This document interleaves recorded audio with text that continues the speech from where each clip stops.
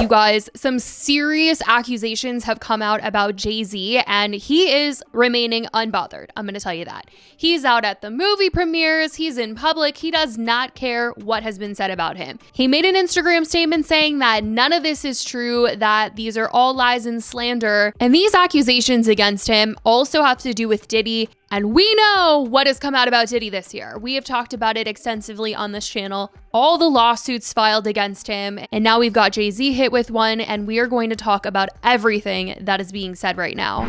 Recently, Diddy and Jay-Z have found themselves at the center of serious allegations, sparking widespread media coverage, and these claims carry potential for significant legal ramifications. Diddy is currently facing multiple allegations. Last year, his former partner Cassie Ventura filed a lawsuit against him, which was settled out of court the very next day. And after that, a slew of lawsuits came following, as many were coming forward with similar allegations, leading to ongoing legal proceedings. He ended up getting arrested back in September in Manhattan, and he's pled not guilty and is currently detained while waiting for trial next year. Now, how this involves Jay-Z? Well, for a while now, people have been wondering which celebrities knew about Diddy and the things that he was doing behind closed doors. Who knew about his so-called freak-offs and kept his secrets under wraps all these years? Diddy has been closely associated with tons of celebrities over the years, and there's so many interviews where he and other celebrities are raving about his parties. And this is a huge reason why there's been so much suspicion towards celebrities like Ashton Kutcher, the Kardashians, Ellen, and many more who have openly discussed and been pictured at his events. Though all have come out to say that they had no association with his illegal activities, and that at his parties, these said freak-offs would occur when most of the partygoers were long gone, leaving most attendees unaware of these illegal events. Up until now, though, the only celebrity that has really been named in a lawsuit with Diddy is J-Lo,